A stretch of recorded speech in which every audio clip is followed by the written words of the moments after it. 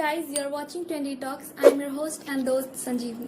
Guys, हम क्यों over thinking करते हैं? क्यों हर सिचुएशन या बात को ओवर एनालाइज करते हैं? कितनी बार ऐसा हुआ है दोस्तों कि आपको एक मैसेज आया और आपने एक सीधी सी बात को सोच उसका डीपर मीनिंग निकालने की जरूरत समझी. Let's be honest for a second. हम सब ने ऐसा किया है कभी ना कभी.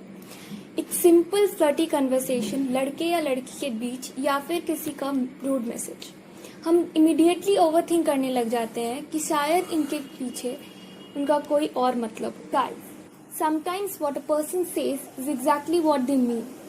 इसमें और कुछ नहीं है सोचने के लिए.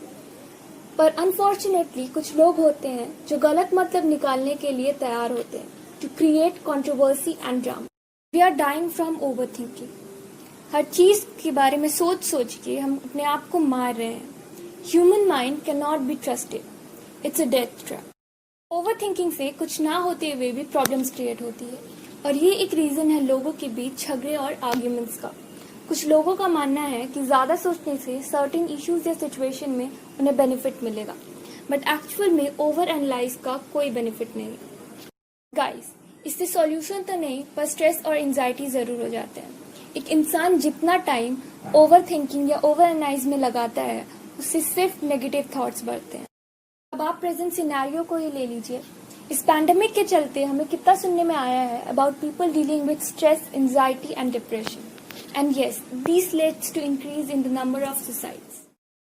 रैशनल डिसीजंस लेना भी मुश्किल पड़ जाता है जब हम उसी थॉट्स पे ठहरे रहते हैं. बेसिकली इनिशियल आइडियाज का मोटिवेशन और ड्राइव ऑब्सक्योर होना शुरू हो जाता है. समस्या ये है कि लोग आत्मविश्वास की कमी की वजह से खुद को योग्य नहीं समझते अपने डिसीजंस लेने के लिए. वो खुद से ज्यादा दूसरे लोगों पे डिपेंड रहते हैं. Peoples are much more capable than they give themselves credit for. आपको ही अकेले डील करनी है आपके डिसीजंस और एक्शंस के परिणाम से. फिर क्यों किसी और की ऑप्शंस इतनी बॉदर करती है. Overthinking is linked to psychological problem. Mental health पे काफी बुरा असर करता है ओवरथिंकिंग से. और जैसे ही मेंटल हेल्थ पे असर हुआ लोग और ज्यादा ओवरथिंक करते हैं. So basically, it's a vicious downward spiral. We have trouble letting things just be.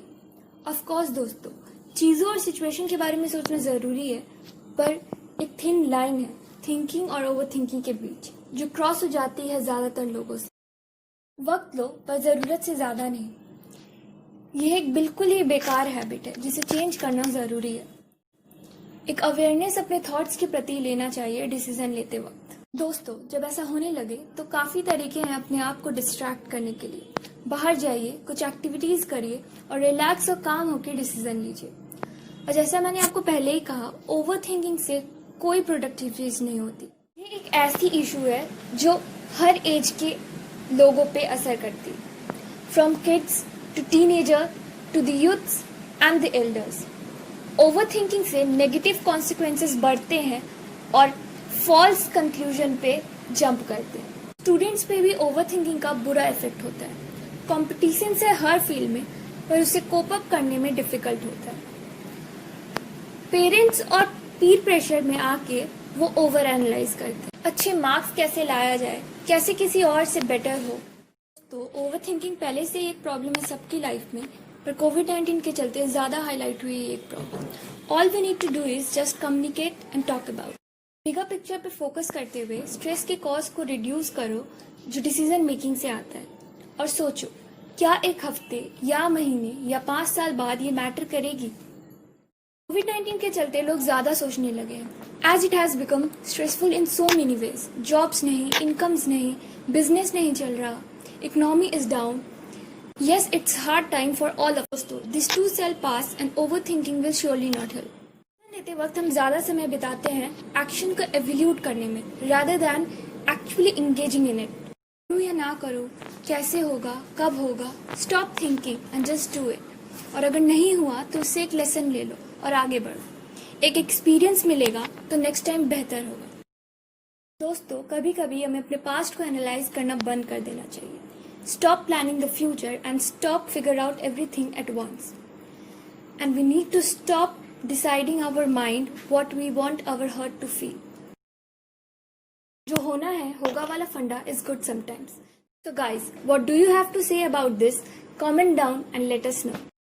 Signing off for now, but don't forget to subscribe to our channel and press the bell icon for further updates on our channel Trendy Talks. Till then, take care. Jai Hind.